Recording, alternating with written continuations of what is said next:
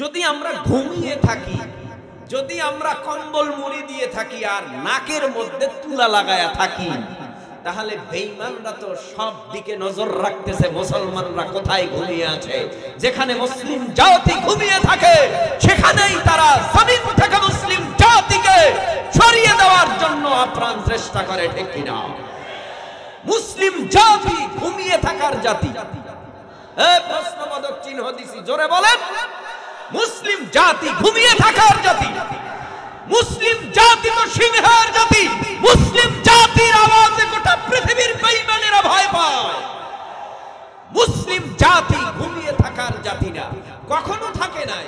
যে সময় মুসলমান খুবই দুর্বল দুর্বল অবস্থায় ছিল, মুসলমানের সংখ্যা ছিল খুবই দুর্বল, তার মানে পৃথিবীতে আল্লাহ পাক বিশ্ব নবী মুহাম্মদুর রাসূলুল্লাহ সাল্লাল্লাহু আলাইহি ওয়াসাল্লামকে নবুয়ত দেওয়ার পরে আল্লাহ ছাড়া, নবী ছাড়া আর ইসলামের পক্ষে, কোরআনের পক্ষে, দ্বীনের পক্ষে, কালেমার পক্ষে কেউ ছিল না। সেই সময় ষড়যন্ত্র করেছিল ইসলামের পতাকা, কালিমার দাওয়াত, তাওহীদের দাওয়াত গোটা পৃথিবী থেকে মুছে দিতে পেরেছে। এ মুসলমানরা আওয়াজ এত দুর্বল কেন? পেরেছে? পারে নাই। এই 1450 বছর কত চেষ্টা করেছে, পারে নাই। মুসলমান সংখ্যায় কম, নিয়া বদরের মাঠে গেছে মাত্র 313 জন। মুসলমান সংখ্যায় কম, তাও আবার জীর্ণ শীর্ণ, স্বাস্থ্যবান না, শক্তিও তেমন নাই। কিন্তু দেহের শক্তি দিয়ে যুদ্ধ হয় না, ঈমানি শক্তি দিয়ে যুদ্ধ হয়। দেহের শক্তি দিয়ে যুদ্ধ হয় না, কামান দিয়ে যুদ্ধ নয়, বিমান দিয়ে যুদ্ধ নয়, ট্যাঙ্ক দিয়ে নয়, বোম দিয়ে নয়, রাইফেল আর স্ট্রংগান দিয়ে নয়। মুসলমান বিজয় অর্জন করেছে, এখনো করবে, ভবিষ্যতেও করবে, ঈমানের আওয়াজে, ঈমানের আওয়াজে, ঠিক কিনা বলো?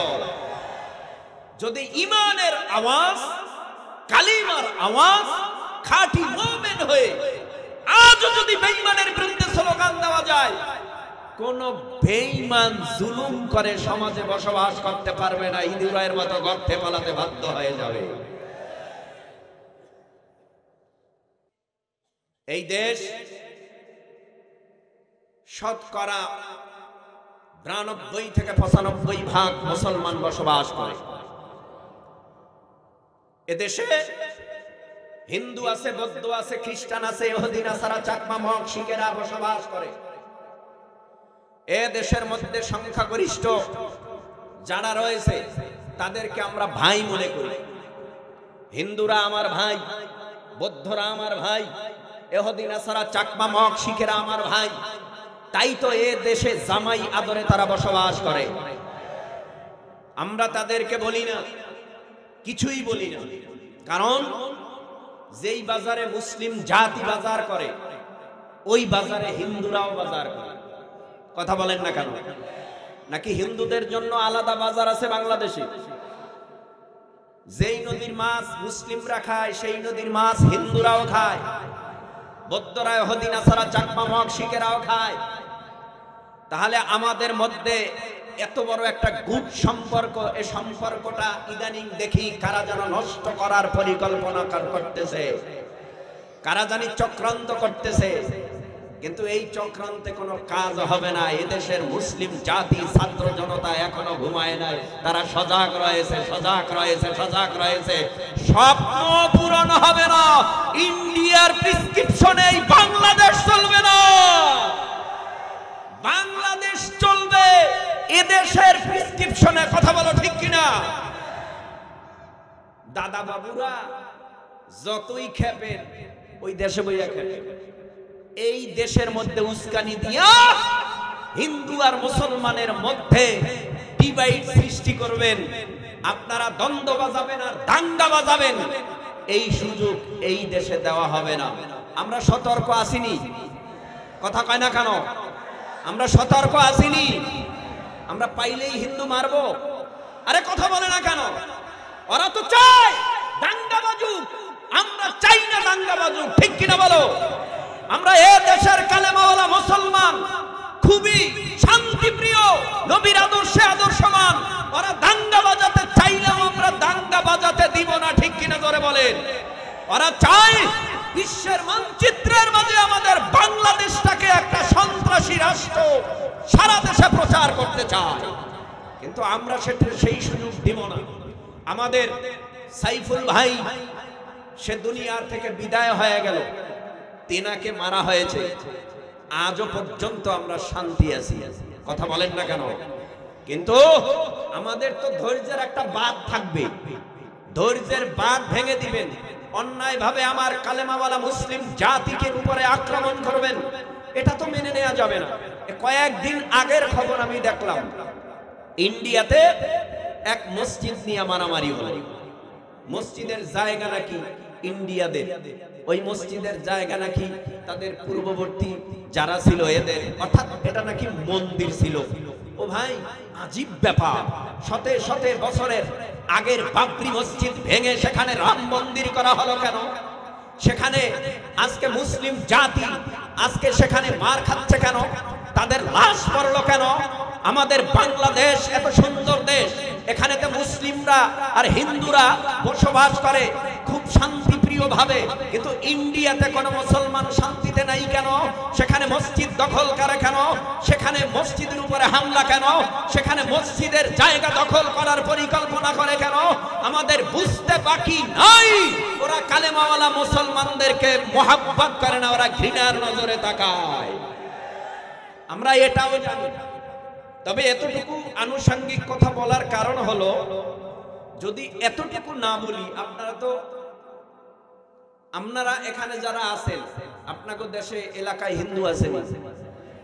আমার এলাকায় গ্রামের কথা বলছি, আমার গ্রামের কথা বলছি।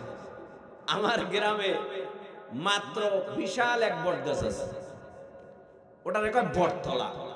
তো ওখানে একটা হিন্দু পাড়া আছে, মাত্র ৮-১০টা বাড়ি ঘর, এছাড়া আর কোনো হিন্দু নাই। যদি তার কাছে জিজ্ঞেস করি কেমন আছেন, আলহামদুলিল্লাহ, অনেক ভালো আছি, অনেক ভালো আছি। এরা আলহামদুলিল্লাহ কয় কেন? মুসলমানের সাথে চলতে চলতে চলতে চলতে এদের কথাবার্তায় আলহামদুলিল্লাহ চলে আসে। কথা বলেন না কেন? মুসলমানের সাথে চলতে চলতে এদের জবান থেকে ইনশাআল্লাহ চলে আসে।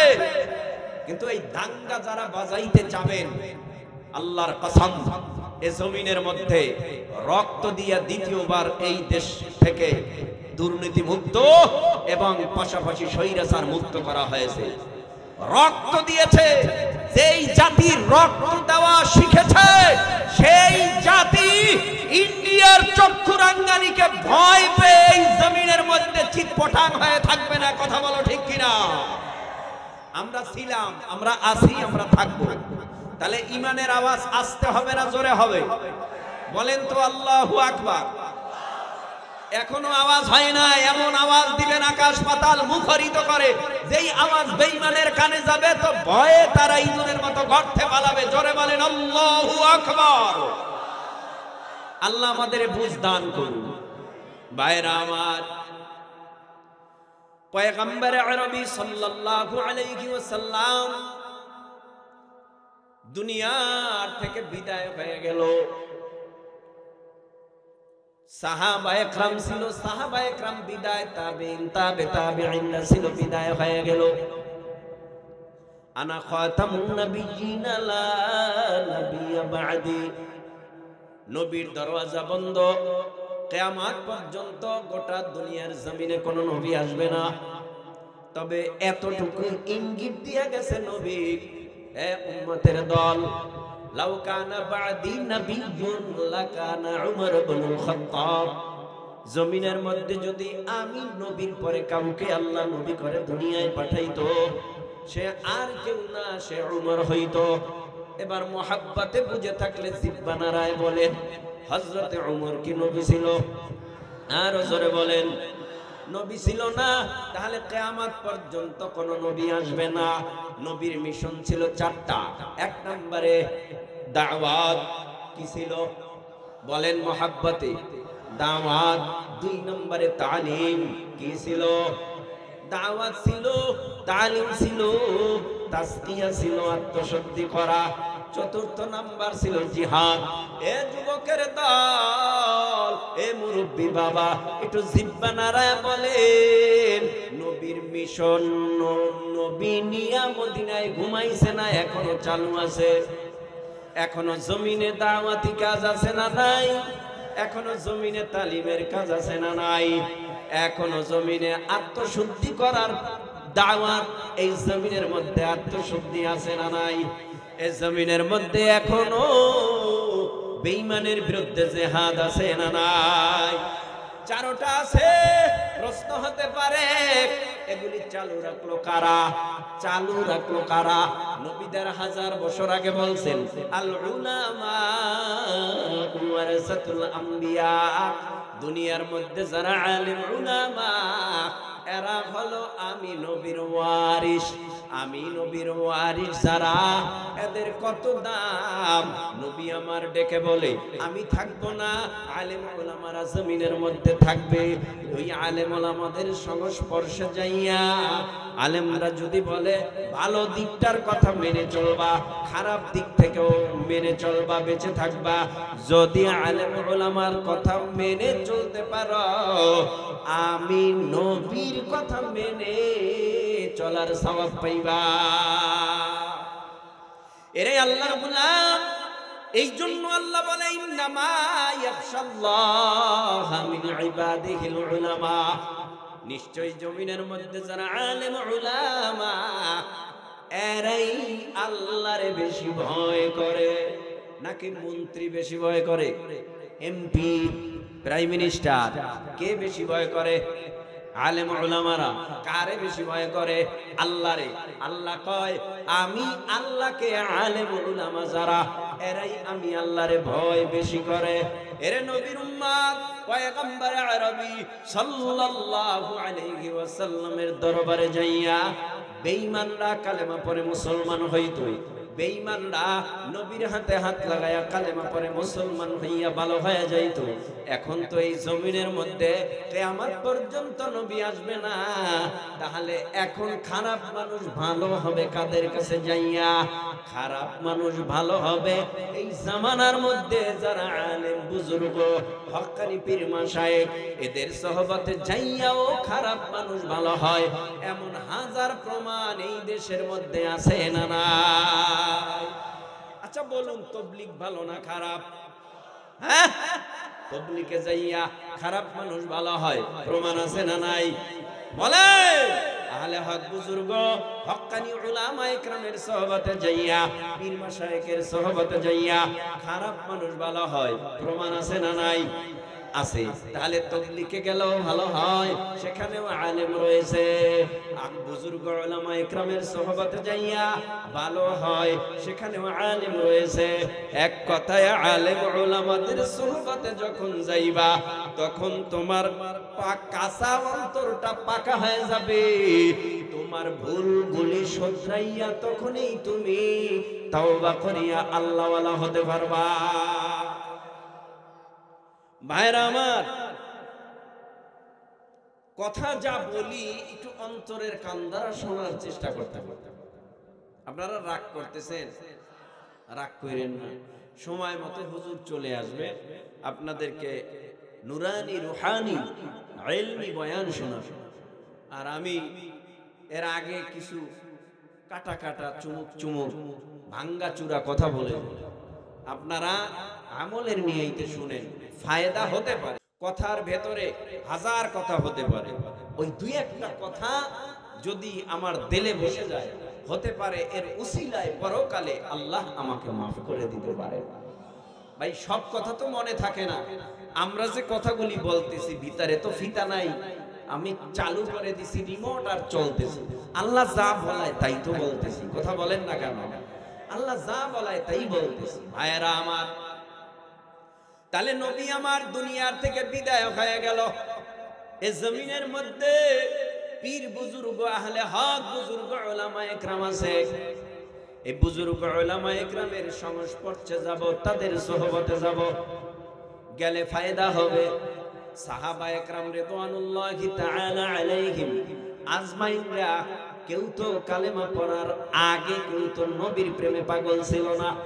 কালেমা পড়ার পর নবীর কাছে যায়, যখনই ভালো লাগে না তখনই নবীর কাছে যায়, পরামর্শের জন্য যায়, মুরব্বি মানিয়ে চলে, পয়গম্বরের কাছে যাইয়া পয়গম্বরের নসিহত অনুযায়ী চলে। পয়গম্বরের সাহাবীদের মধ্যে কত সাহাবায়ে কেরাম নবীর জন্য জীবন দিয়া দিল, নবীর জন্য রক্ত ঝরাইল, নবীর জন্য অনাহারিও রইল। এরে নবীর উম্মত, ওই জামানার মধ্যে কতগুলি মুসলমান নরনারী ছিল, যেই নারীরা নবীর জন্য এত পাগল, মনে হয় এই দেশে আজকের মাহফিলেও মা বোনেরা আসেনি, আছে। তাদের জন্য কিছু কথা বলে যাই। ও মা বোনেরা, সাহাবায়ে কেরাম রিদওয়ানুল্লাহি তাআলা আলাইহিম আজমাইনদের মধ্যে আল্লাহর নবীর কাছে যাইয়া বসে থাকতো পর্দার আড়ালের মা।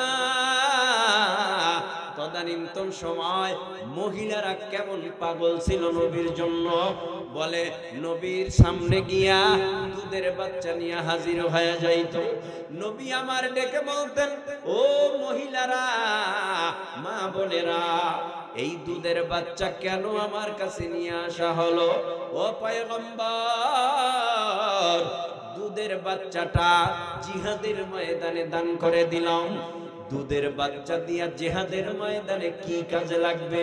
তলোয়ার ধরতে পারবে না, ঢাল ধরতে পারবে না, তীর থেকে তীরের ধনুক ছাড়তে পারবে না।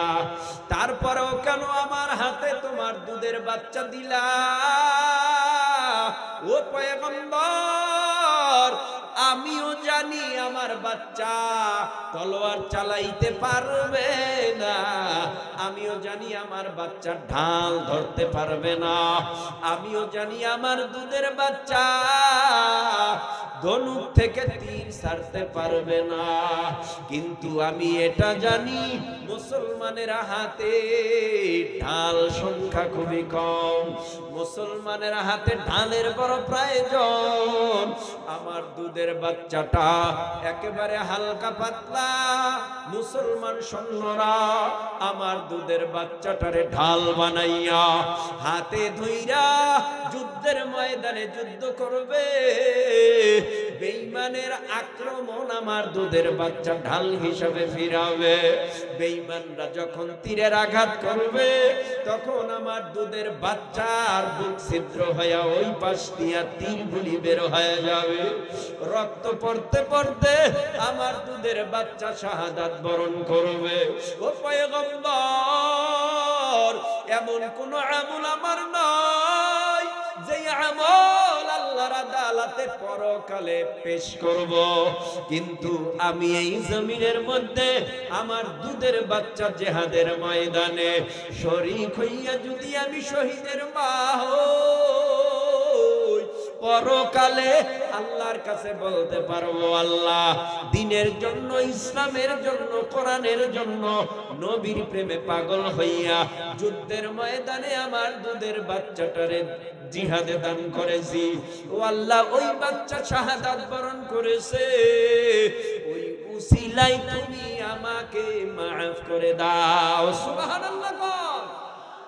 এরে আল্লাহর গোলাম, কি প্রেম, কি ভালোবাসা ছিল, আর কি চিন্তা ভাবনা ছিল তাদের অন্তরের মধ্যে। কবরের চিন্তা, আল্লাহর কাছে আমি কি জবাব দিব, পরকালে আমি কি জবাব দিব, আল্লাহর আদালতে যে আমি উঠব, ওই ময়দানে যদি আল্লাহ আমারে জিজ্ঞেস করে কি নিয়ে হাজির হয়েছো, জবাব দেওয়ার মতো কিছু নাই। এ যুব সমাজ, একটু মহাব্বতে জিহ্বা নাড়ায় দিল থেকে বলেন, আমাদের কাছে দুজন ফিরিস্তা নামক সাংবাদিক আছে না নাই? আছে না নাই? লিপিবদ্ধ করে 24 ঘন্টার সেকেন্ডে সেকেন্ডে সেকেন্ডে সেকেন্ডে তুমি কি কর্ম করো, তুমি অন্ধকারে কি করো, তুমি আলোর মধ্যে কি করো, তুমি গোপনে কি করো, তুমি প্রকাশ্যে কি করো। দুনিয়ার সাধারণ একটা মোবাইলে যদি রেকর্ড ফাংশন চালু করিয়া মানুষের কথা গোপনে রেকর্ড করা যায়, দুনিয়ার মধ্যে যদি একটা ভিডিও ম্যান ক্যামেরা দিয়া দুনিয়ার মানুষের কথাগুলো অডিও সহ ভিডিও সহ যদি রেকর্ড করিয়া মানুষের সামনে পাবলিশ করতে পারে, আমার আল্লাহর বুঝি কুদরতি ক্যামেরা নাই? বলে গোপন দুইটা ক্যামেরা লাগানো, সিসি ক্যামেরা। ফিরিস্তা ইন্না আলাইকুম লাহাফিজিন কিরামান কাতিবিনা ইয়ালামুনা মা তাফআলুন। দুই কাঁধে দুইটা সিসি ক্যামেরা লাগানো। যদিও আমরা দেখি না, আমরা ঘুমায়া থাকলেও সওয়াব হয়, হাঁটা চলা করলেও সওয়াব হয়, আবার এই জমিনের মধ্যে অন্যায় করলেও সওয়াব হয়। অন্যায় করলে গুনাহ হয়, অন্যায় করলে গুনাহ হয়। জমিনের মধ্যে এমন এমন কিছু কাজ আছে যেগুলি করলে গুনাহ হয়। তবে রিপোর্ট করনে ওয়ালা সাংবাদিক ফিরিস্তারা সব রিপোর্ট করতেছে আল্লাহর আদালতে। ছোটটাও রিপোর্ট হয়, বড় গুনাহও রিপোর্ট হয়, ছোট গুনাহও রিপোর্ট হয়। জমিনের মধ্যে ছোট নেকো রিপোর্ট হয়, বড় নেকো রিপোর্ট হয়। মালি হাযাল কিতাব লা ইউগাদিরু সাগীরাতান ওয়ালা কাবীরাতান ইল্লা আহসাহা ওয়া ওয়াজাদু মা আমিলু হাদিরা ওয়ালা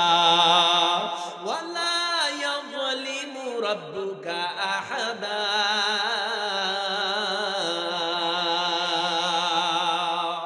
সব রিপোর্ট হইতেছে, নির্দিষ্ট ফিরিস্তারা সব লিখতেছে লা ইউগাদিরু সাগীরাতান ওয়ালা কাবীরা।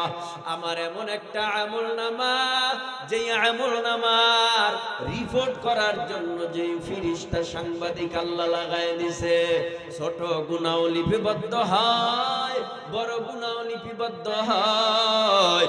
সংরক্ষণকারী ফিরিস্তারা সব সংরক্ষণ করতেছে। এমনটা হবে না পরকালে ওয়ালা ইয়াযলিমু রাব্বুকা আহাদা, আল্লাহ জুলুম কইরা কাউকে বলবে না জাহান্নামে যাও। এ যুব সমাজ, ও পর্দার আড়ালের মা, জাহান্নামে আল্লাহ জুলুম করে পাঠাবে না। তাহলে কেমনে আল্লাহ জাহান্নামে পাঠাবে? কেমনে আল্লাহ জান্নাত দিবে?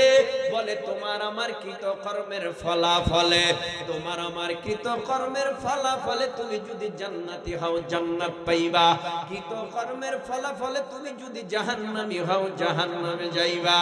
আল্লাহ তাজিরু ওয়াজিরাতু উযরা উখরা, কৃতকর্মের ফলাফলেই জান্নাত, কৃতকর্মের ফলাফলেই জাহান্নাম। এই কৃতকর্মের ফলাফলে জান্নাত জাহান্নাম যে আল্লাহ দিবে পরকালে, ওই পরকালে এমন একটা ইজলাস হবে আমার আল্লাহর। দুনিয়ার ইজলাস ওয়ালারা কিছু টাকা খায়, টাকা খাইয়া রায় পরিবর্তন হয়ে যায়। ফাঁসির আসামিও খালাস পায়, আসেনি? ফাঁসির আসামিও খালাস পায়।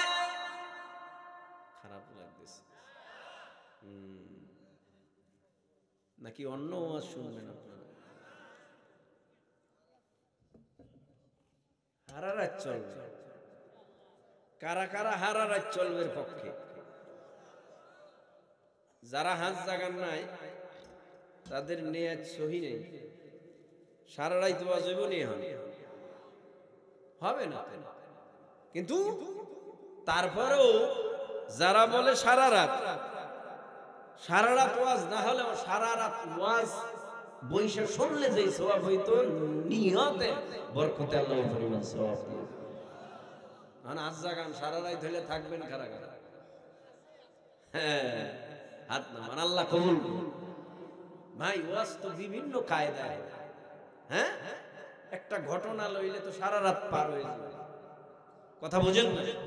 আমি চেষ্টা করতেছি কিছু স্বচ্ছ কথা বলে যাই কোরআন হাদিস থেকে, যেগুলি আমাদের মানা উচিত। না মানলে কি হবে? এই কথাগুলি আপনাদেরকে শুনাইতেছি যে পরকালে কেমনে নাজাত পাবো, পরকালে কেমনে আল্লাহর আদালতে বিনা হিসাবে জান্নাত পাবো, এই সমস্ত বয়ানগুলি আমাদের দরকার নাই। আচ্ছা আপনি বলেন, আপনি আমি যে অপকর্ম করি এগুলি রিপোর্ট হয় না? ফেরেশতারা লেখে না? লেখে? লেখে। তাহলে সেই কথাগুলি শুনাইতেছি। তোমার আমার কৃতকর্মের ফলাফলে জান্নাত, কৃতকর্মের ফলাফলে জাহান্নাম। সুবহানাল্লাহ বলেন। সবাই বলছেন, যারা বলছেন তারা আরো জোরে বলেন সুবহানাল্লাহ। যারা বলছেন এর সওয়াব আগামী কাল দেওয়া হবে, এক সপ্তাহ পর, এক মাস পর, নাকি দেওয়া হয়ে গেছে? লেখা হয়ে গেছে, দেওয়া হয়ে গেছে। এই জমিনের মধ্যে আমরা যারা যেই সওয়াবের কাজ করি না কেন, সাথে সাথে লেখা হয়। গুনার কাজ যতক্ষণ না করা হয় ততক্ষণ গুনাহ লেখা হয় না, কিন্তু সওয়াবের নিয়ত করার সাথে সাথে সওয়াব লেখা হয়। সুবহানাল্লাহ। তো আল্লাহ পাক কারো উপরে জুলুম করে জান্নাত জাহান্নামে দিবে না, কারো উপরে অতি আবেগী হইয়া জান্নাত দেবে না, কারো উপরে গোসা হইয়া জাহান্নাম দিবে না। কৃতকর্মের ফলাফলে আল্লাহ জান্নাত জাহান্নাম দিবে। এ যুব সমাজ, একটু মুহাব্বতের নজরে বলেন, এই জমিনের মধ্যে ঘুষ খাইয়া কত মানুষ বিচার আচার করেনি? ঘুষ খাইয়া বিচার করে, সালিশ করে, ঘুষ খাইয়া অপরাধীটাকে নিষ্পাপ বানায়া ছাড়ে। এর যুবকের দল, আল্লাহর আদালতে বিচার আমাদের সকলের হবে। ওই ময়দানে আমি দাঁড়াবো, ওই ময়দানে আপনি দাঁড়াবেন। ময়দানেরটা কত ভয়ানক হবে! ওই ময়দানে বিচারক হবে আমার আল্লাহ, হাকিম হবে আল্লাহ, আর ওই ময়দানে আমার নবী তিনি হবেন উকিল, ওকালতি করবেন। ময়দানটা কত ভয়ানক হবে! এক আয়াতে আমার আল্লাহ ওই ময়দান সম্পর্কে জানায় দেয়, ইয়া আইয়ুহান নাসু তাকু রাব্বাকুম ইন্না জালজালাতাস সাআতি শাইউন আযীম ইয়াওমা তারাউনাহা তাযহালু কুল্লু মুরদিআতিন আম্মা আরদাআত ওয়া তাদউ কুল্লু যাতি হামলিন হামলাহা ওয়া তারান নাসা সুকারা ওয়া মা হুম বিসুকারা ওয়ালাকিন্না আযাবাল্লাহি শাদীদ। ওই কিয়ামতের ময়দান সম্পর্কে আমার আল্লাহ জানায় দেয়, ও গোটা দুনিয়ার মানব জাতিরা, তোমরা আমি আল্লাহকে ভয় করো। কেন ভয় করবা জানো?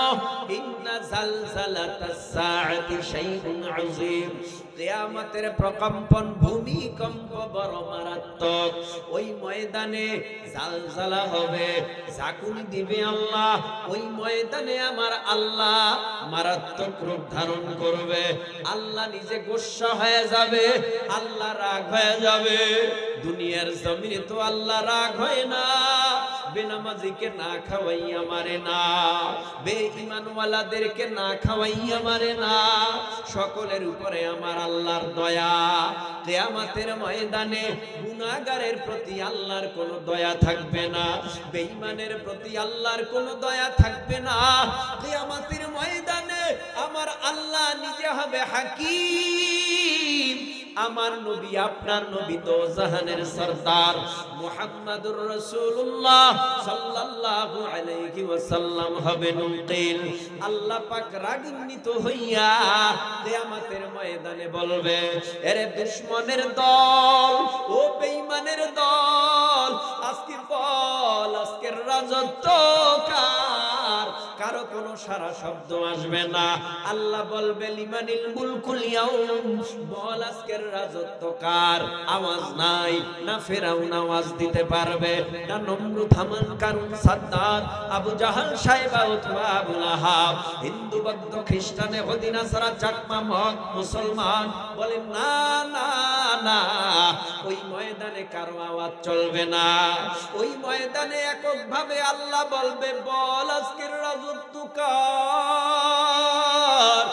আর কারো আওয়াজ আসবে না। শুধুমাত্র বেঈমান আর মুসলমান না, সমস্ত নবীরা বলবে, আমার নবী ব্যতীত ব্যতীত ইয়া নফসি, আল্লাহ তুমি আমারে বাঁচাও, আমার উপায় নাই। আদম নবী থেকে শুরু করে ঈসা আলাইহিস সালাম পর্যন্ত সমস্ত নবীরা বলবে আল্লাহ আমার উপায় নাই, আমারে বাঁচান।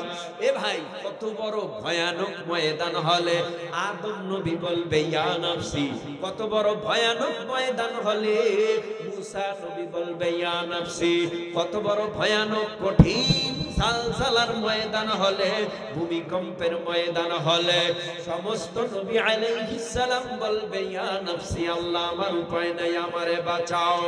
ওই ময়দানে আল্লাহ পাক রব্বুল আলামিন আরশের নিচে যাদেরকে ছায়া দিবে তাদের কপাল হবে চাঁদ কপাল। অন্যদিকে হাসরের ময়দানে দুনিয়ার থেকে 13 লক্ষ গুণ বড় সূর্যকে আল্লাহ অর্ডার করবে, সূর্য আর দেরি নয়, তাড়াতাড়ি হাসরবাসীর মাথার উপরে গিয়া পড়ো। হাসরবাসীর মাথার উপরে 9,30 লক্ষ মাইল দূরের সূর্য, দুনিয়ার থেকে 13 লক্ষ গুণ বড় সূর্যটা হাসরবাসীর মাথার উপরে চলে আসবে। এত নিকটে থাকবে আধা ছোঁয়া হাত মধুমাত, এক কথায় মাথার অতি নিকটে চলে আসবে। আল্লাহ বলবে রে সূর্য, তোর মধ্যে যত পাওয়ার আজকে হাসরের ময়দানে সব পাওয়ার গুলি ছেড়ে দে।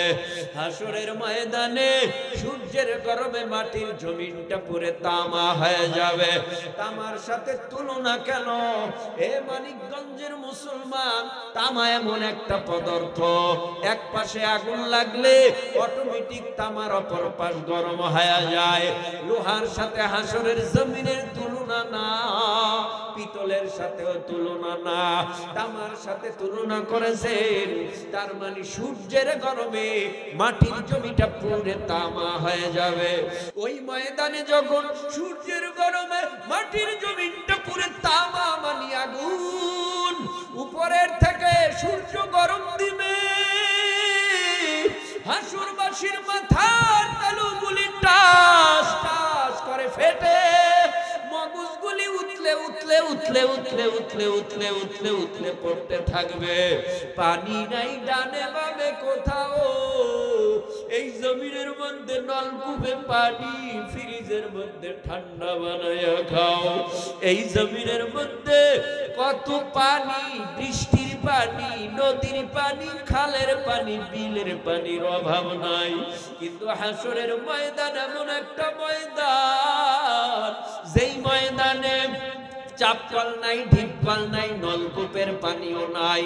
ওই ময়দানে পানি আছে শুধু আমার নবীর হাতে, যে পানিটার নাম হাউজে কাউসার।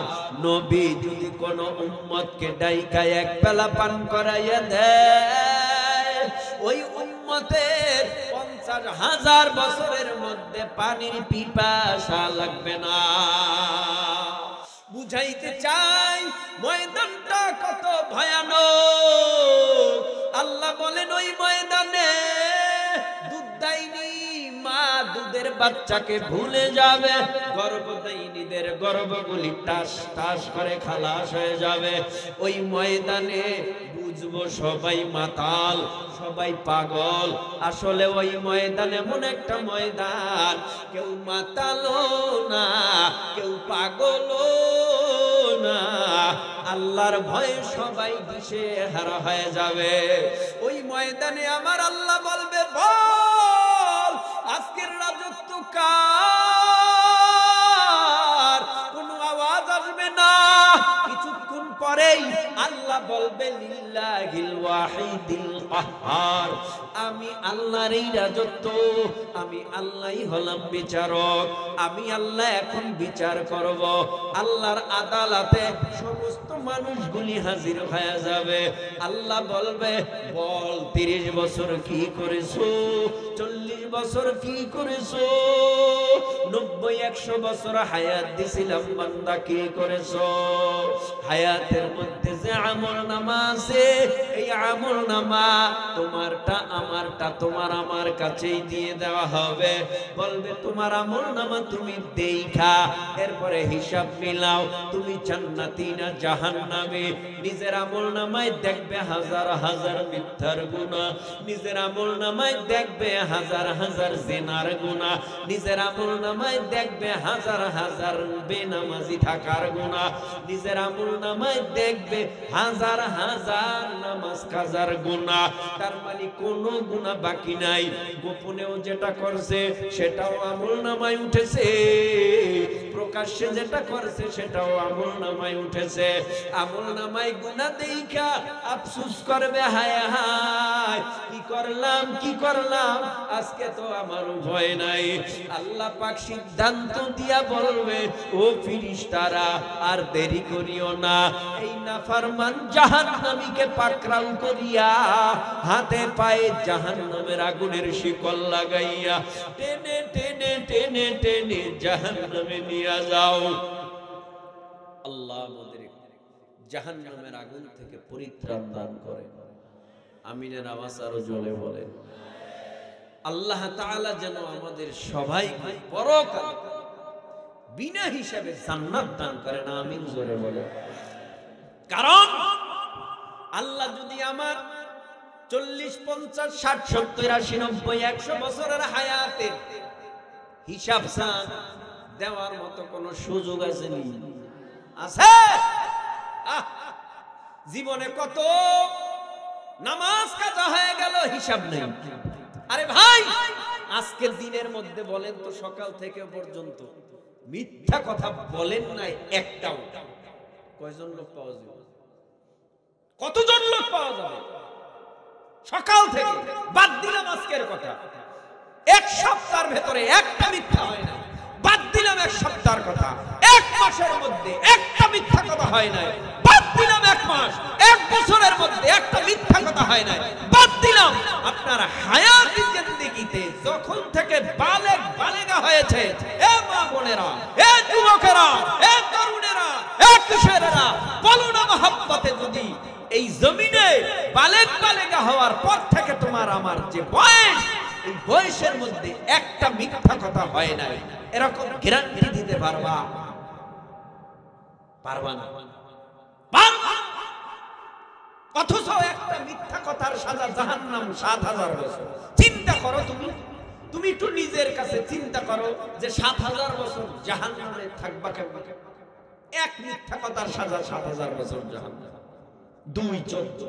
এখন আপনার হায়াতি জিন্দেগির মধ্যে যদি হাজার হাজার শুধু মিথ্যার গুনাহই থাকে, হাজার হাজার যদি শুধু মিথ্যার গুনাহই থাকে, 50-100 বছর হায়াতের মধ্যে যদি হাজার হাজার শুধু মিথ্যার গুনাহই থাকে, এর সাজা হবে কত জাহান্নাম? এর সাজা হবে কত জাহান্নাম? বাস মিথ্যারটা পেলাম। 71 নামাজ যদি কাজা হয়, 2,88,00,000 বছর জাহান্নামের আগুনে জ্বলবে। এখন একটু হিসাব দিলেন, কত ওয়াক্ত নামাজ জীবনে ছাইরে দিয়েছেন, পড়েনি। এখানে বহু মুসল্লি সেজে বসে বয়ান শুনতেছে, ফজর, জোহর, আসর, মাগরিব, এশা এক ওয়াক্ত পড়েন না। হতে পারে আছে এরকম বেনামাজি, আছে না? আছে। তার মানে কি তাকে আমি উঠায় দেওয়ার জন্য কথাগুলি বলতেছি না। ফজর, জোহর, আসর, মাগরিব, এশা পড়েন না। এক মাসের মধ্যে এক ওয়াক্ত নামাজ পড়েন নাই, এক বছরের মধ্যে এক ওয়াক্ত নামাজ পড়েন নাই, কিন্তু জানাজা পাইলে ছাড়েন নাই। জানাজা পাইলে ছাড়েন নাই। কেন জানাজা পড়তে গেলে? ওখানে গেলে খাওয়ান আছে 40 দিন পর, ওখানে গেলে খাওয়ান আছে, এজন্য 40 দিন পরে আপনি জানাজায় গেলেন, ফজর নাই, জোহর নাই, আসর নাই, মাগরিব নাই, এশা নাই, জুমা নাই, আপনি জানাজায় গেলেন, জানাজা পড়লেন। এটা তো বাস্তব বেনামাজি হইয়া জানাজায় গেলেন, আপনার জানাজায় কি আপনার নাজাত দিয়া জান্নাত দিতে পারবে?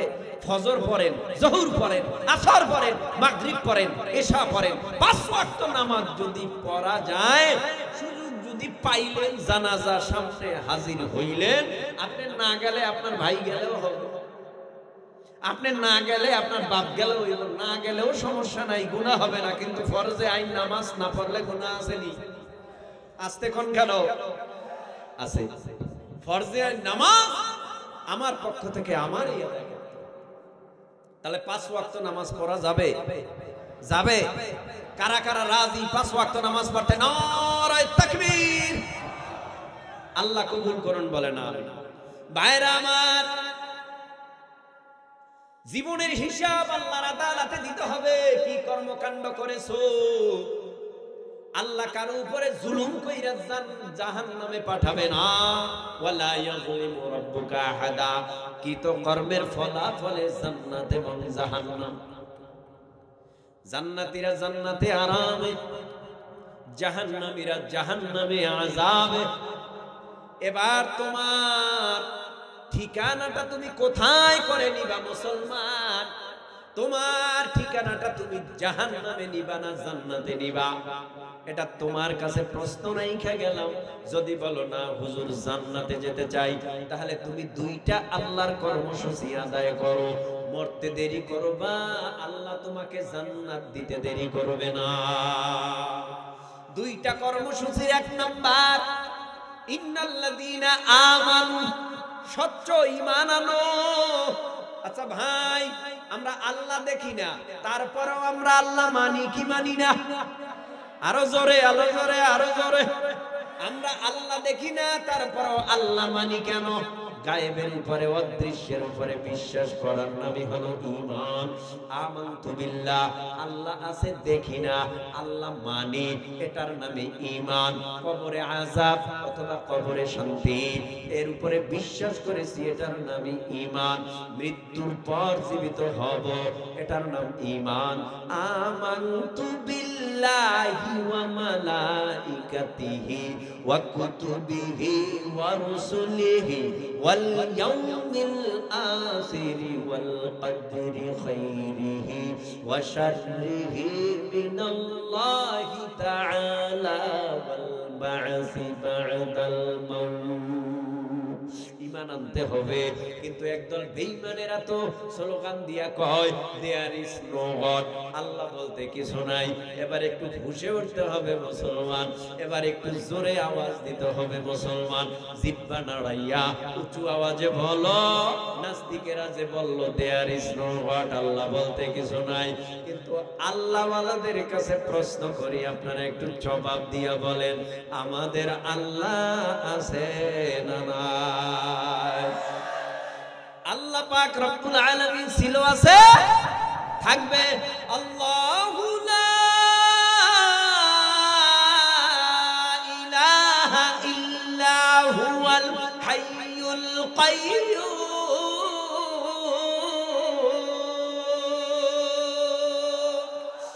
আল্লাহ চিরঞ্জীব, আল্লাহ চিরস্থায়ী, আল্লাহর লয় নাই। সুবহানাল্লাহ কয় না? আল্লাহর ক্ষয় নাই, আল্লাহ ঘুমান না।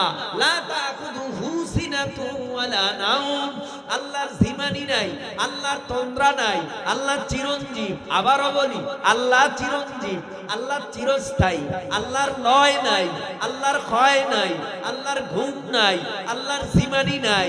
আল্লাহ পাক রব্বুল আলামিনকে কেউ জন্ম দেয় নাই, কারো থেকে জন্ম নেয় নাই। লাম ইয়ালিদ ওয়া লাম ইউলাদ, আল্লাহর ছেলেও নাই, আল্লাহর মেয়েও নাই। আল্লাহর আছে খালি আল্লাহর আশিক বান্দাগুলা। যখন আল্লাহর আশিক বান্দারা আল্লাহকে আল্লাহ বলে ডাক দেয়, আল্লাহর আশিক বান্দারা যখন আল্লাহর হুকুমের জন্য পাগল পারা হয়, তখন আশিক বান্দাদের প্রতি আমার আল্লাহর বড় মায়া লাইগা যায়।